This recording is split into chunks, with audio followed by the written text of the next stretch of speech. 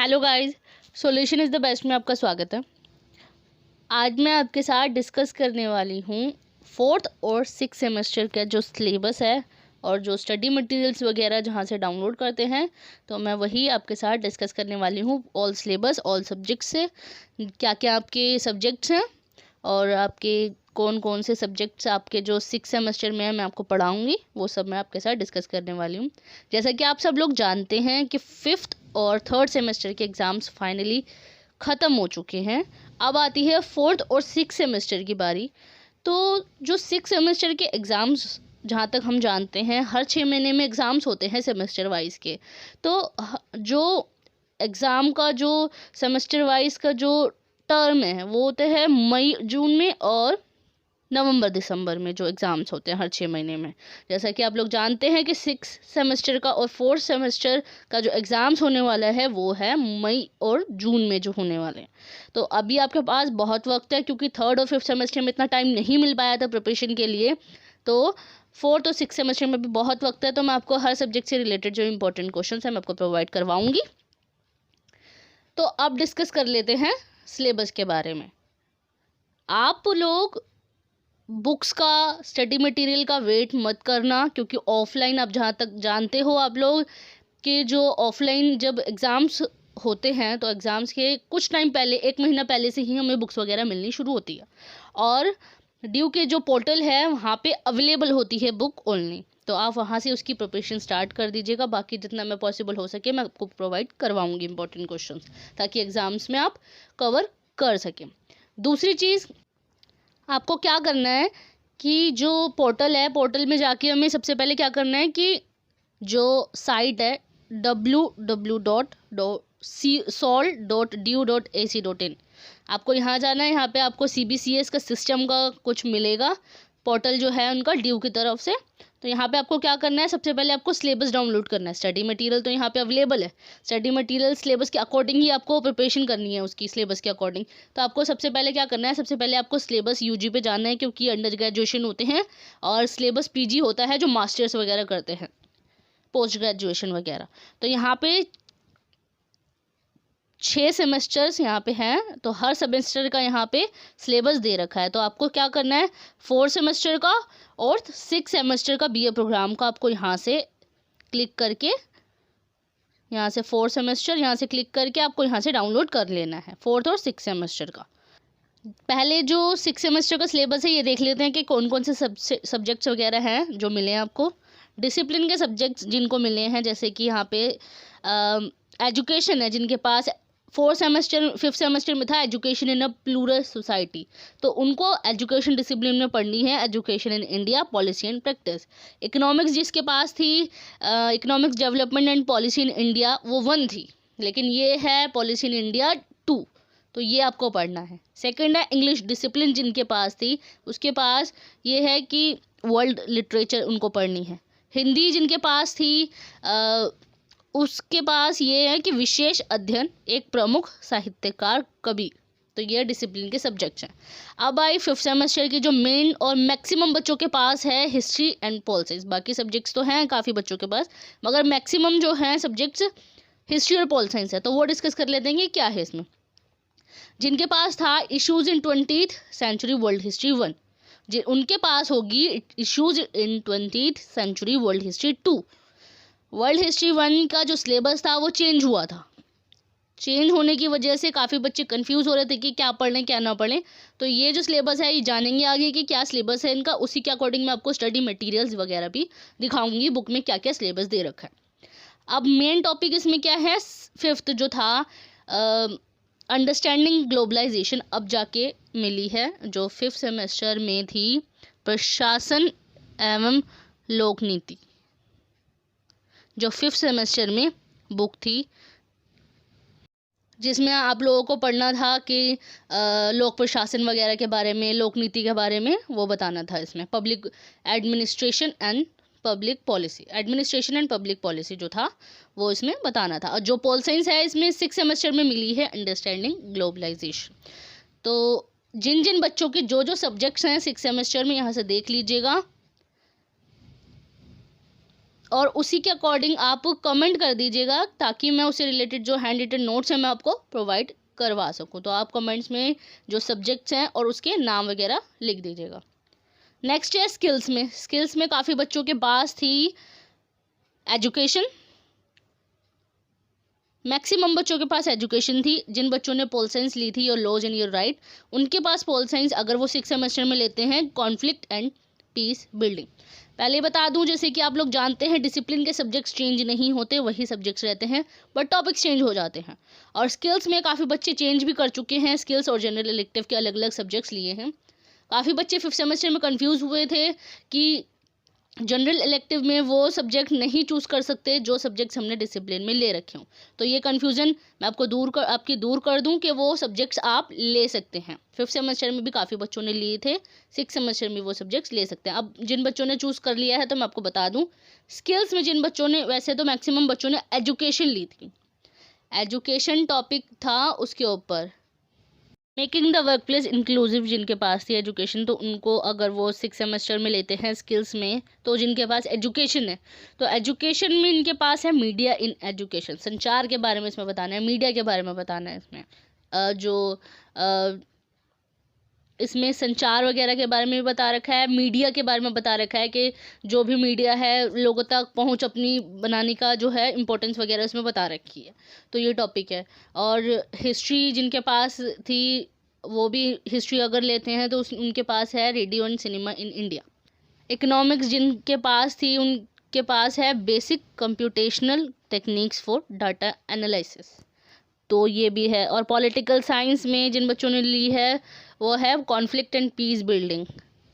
और संस्कृत वैसे तो कम बच्चे लेते हैं संस्कृत वगैरह, अगर किसी ने ली है तो वो बेसिक एलिमेंट्स ऑफ ज्योतिष के बारे में बताना।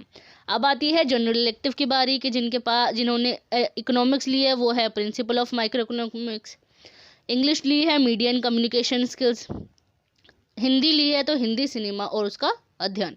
जहाँ तक मैं जानती हूँ मैक्सिमम बच्चों ने हिंदी ही ली है, हिंदी सिनेमा और उसका अध्ययन के बारे में।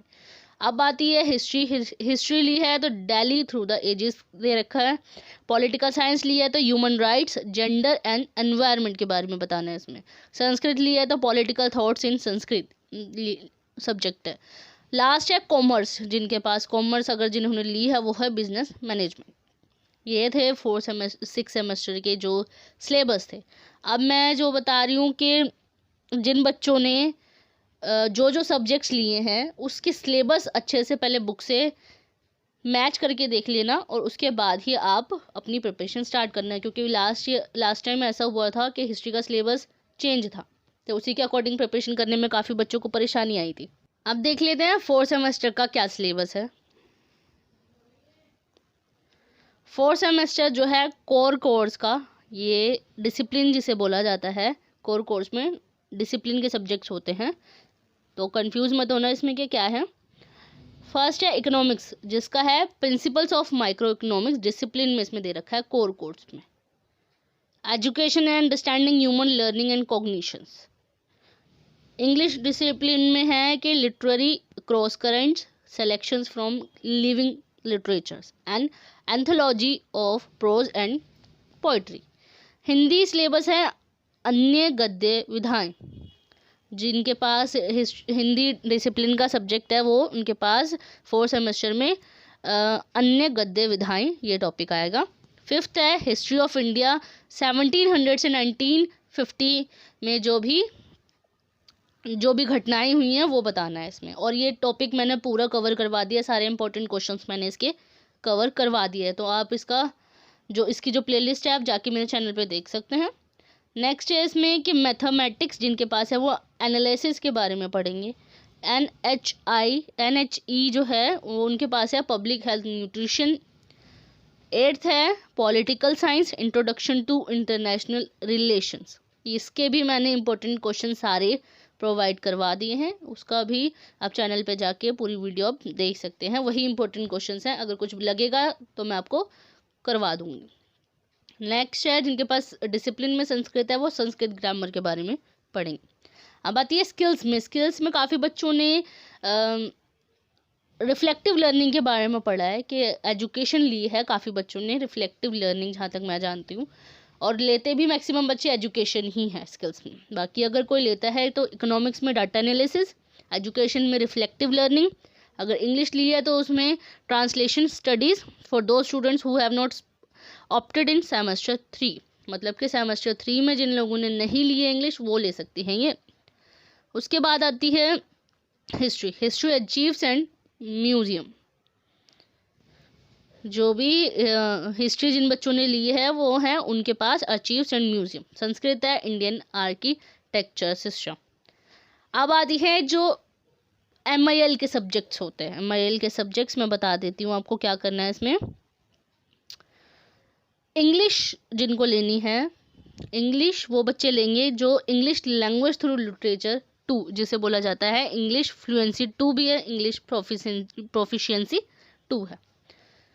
ये 3 सब्जेक्ट्स हैं जो भी उन पर डिपेंड करके कि किस लेवल पे उनकी एजुकेशन हुई है। एजुकेशन मतलब कि 10th और 12th वगैरह को देखकर ही इसी बिहाफ पर जो है ये सब्जेक्ट्स उनको मिलते हैं। वो इस बिहाफ पे मिलते हैं जिन बच्चों ने 3rd सेमेस्टर में वो सब्जेक्ट्स नहीं लिए हों। इट मीन्स जैसे कि मैं बताऊं, जैसे कि जिन बच्चों ने 3rd सेमेस्टर में हिंदी ले रखी है वो 4th सेमेस्टर में इंग्लिश लेंगे, तो इंग्लिश उनके बिहाफ पर ही उनको मिलेगा कि जिन बच्चों ने जो सब्जेक्ट्स ले रखे थे। अब आता है जिन बच्चों ने इंग्लिश ली थी 3rd सेमेस्टर में, वो 4th सेमेस्टर में क्या लेंगे, हिंदी। तो हिंदी उन लोगों को मिलेगी जिसमें से हिंदी A है, उन लोगों को मिलेगी जिन्होंने 12th तक कर रखी है। हिंदी B जो है उन लोगों को मिलेगी जिन्होंने 10th तक कर रखी है। हिंदी C उन लोगों को मिलेगी जिन्होंने 8th तक जो है वो स्टडी कर रखी है हिंदी की। तो वैसे ही हिंदी में भी होगा। हर जो लैंग्वेज कोर्स में, लैंग्वेज कोर्स जिसे बोला जाता है, हिंदी आ गया, पंजाबी आ गया, इसमें तमिल है, उर्दू है, तो उन लोगों को ये सब्जेक्ट्स मिलेंगे। अब जो है इन लिeu ऑफ MIL यानी 1 of out of 2 given below, मतलब कि 2 चीज़ इसमें दे रखी है, इकोनॉमिक्स और पॉलिटिकल साइंस। ये 2 सब्जेक्ट्स उन लोगों को लेना है जिन बच्चों ने डिसिप्लिन में सब्जेक्ट्स नहीं लिए हैं। जिनके पास डिसिप्लिन में ये सब्जेक्ट्स हैं वो नहीं ले सकते इनमें से सब्जेक्ट्स।